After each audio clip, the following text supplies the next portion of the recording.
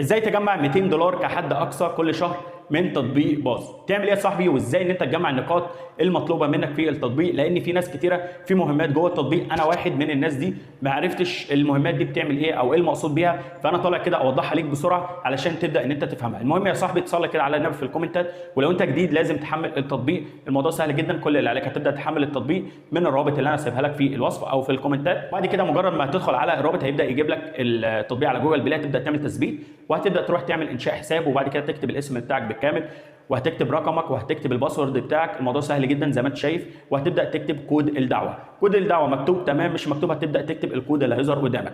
بكده انت سجلت. ده بالنسبه للناس الجديده. طيب لو اي حد قديم معاه التطبيق يعمل ايه؟ وانت برضو لو انت حملت التطبيق حتى لو انت جديد تفهم اللي انا هقوله، وده علشان لما تدخل تبدا تشتغل بسرعه على التطبيق وتبدا تعدي في المستويات بكل سهوله.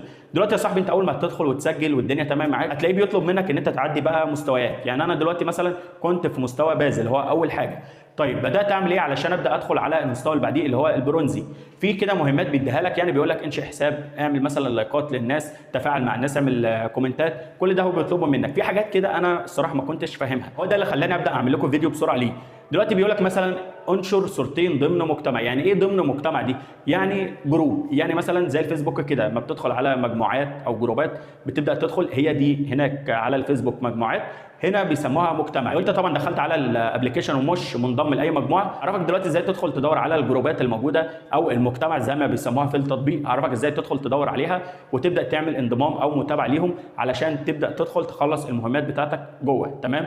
انا مثلا هبدا ادخل ادور على المجتمعات دي او الجروبات، وزي ما انت شايف كده اي حاجه هتقابلني ممكن اعمل لها متابعه. هتلاقي طبعا حاجات مشهوره جوه زي الربح من الانترنت، هتلاقي في الاهلاويه في باز، ففي جروبات كتير هتقابلك. انت كل اللي عليك هتعمل متابعه وتبدا تدخل، هتبدا تعمل نشر بقى الفيديوهات زي ما هو طالب منك هناك في المهمات. مثلا طلب منك صورتين فهتنزل صورتين، تمام؟ طلب منك تنزل فيديو هتنزل فيديو، طلب منك تنزل بوست عادي هتنزل بوست، تمام؟ في طبعا بعد كده يعني انا دلوقتي في المستوى البرونزي لو بصيت هتلاقي بيقول لك مثلا لو انا نزلت صورتين لازم يكون عليهم تفاعل، نزلت فيديو لازم يكون عليهم تفاعل. فالحاجه اللي انت هتنزلها جوه الجروبات دي او المجتمعات لازم تتاكد ان هيجي لك تفاعل علشان ما تنزلهاش وبعد كده تتفاجئ ما فيش نقاط بتتحول لك او انت ما بتعديش المستوى، فتعرف ان ما فيش تفاعل تم عندك. انت بتعمل ايه؟ حاول تنزل حاجات تجذب الناس ان هي تبدا تعمل كومنتات وتبدا تتفاعل معاك. طيب انت برضه هتتفاعل مع الناس، لان لو بصيت هتلاقي بيقول لك تعمل لايكات، تعمل كومنتات، كل ده، وتعمل برضه متابعه. يعني هتلاقي برضه في اول حاجه بيقول لك اعمل متابعه لكذا حد. فكره التطبيق زي ما قلنا هو زي الفيسبوك، بتنزل فيديوهات بوستات كل ده زي الفيسبوك، بس هنا الفكره التطبيق بيشجعك ان انت تتفاعل عليه لان هو عاوز ينتشر لدرجه ان هم حاطين مبالغ كويسه قوي.